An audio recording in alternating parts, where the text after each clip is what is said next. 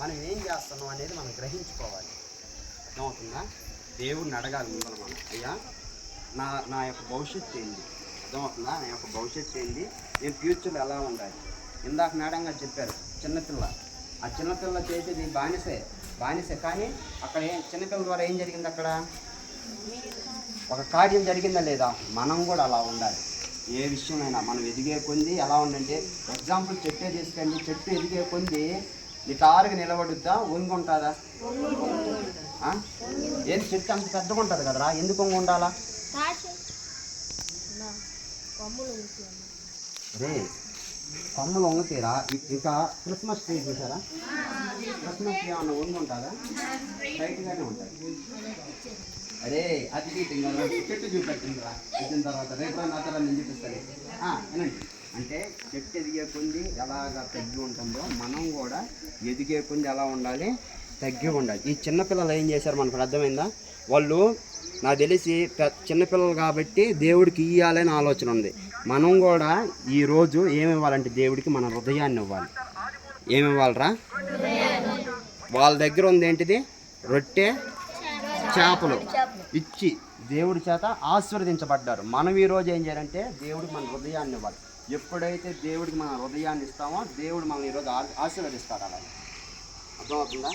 మనం ఏదైనా సరే ఇప్పుడు ఎదిగేవాళ్ళరా, అర్థమవుతుందా? మీరు తెలుసుకోవాలని ఎవరితో ఏం మాట్లాడుతున్నామో తెలుసుకోవాలి. మన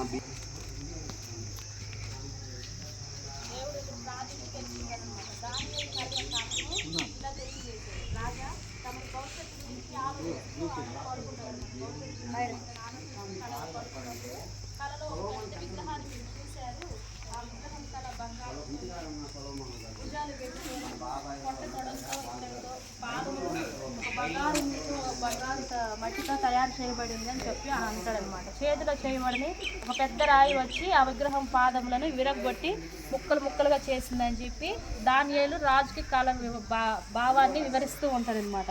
విగ్రహం అంతా ఏకంగా కలపబడి చెత్తవలే అయిపోయింది అనమాట. ఆ పెద్ద రాయి వచ్చి పడగాలని ఆ విగ్రహము తమని మహా గొప్ప సామ్రాజ్యానికి చిహ్నంగా ఉందంటే గుర్తుగా ఉందని చెప్తా ఉంటాడు. మీ తర్వాత బలం లేని ఐకమత్యం లేని రాజులు పరిపాలన చేస్తారు, చివరికి వారు నశిస్తారు. దేవుని రాజ్యం వస్తుంది, ఇలా జరగబోతుంది, దేవుడు మీకు స్వప్నం ద్వారా తెలియజేశాడని చెప్పి దానియేలు గారు నెబుకద్నెజరు కన్న కళని వివరిస్తారనమాట. ప్రార్థించి దేవుడి దగ్గర తెలుసుకోవాలి. మనం తెలుసుకోవాల్సింది ఏంటంటే దానియేలు ద్వారాగా ఏదైనా ప్రార్థన ద్వారాగే అడిగి పొందుకోవాలి దేవుడి దగ్గర.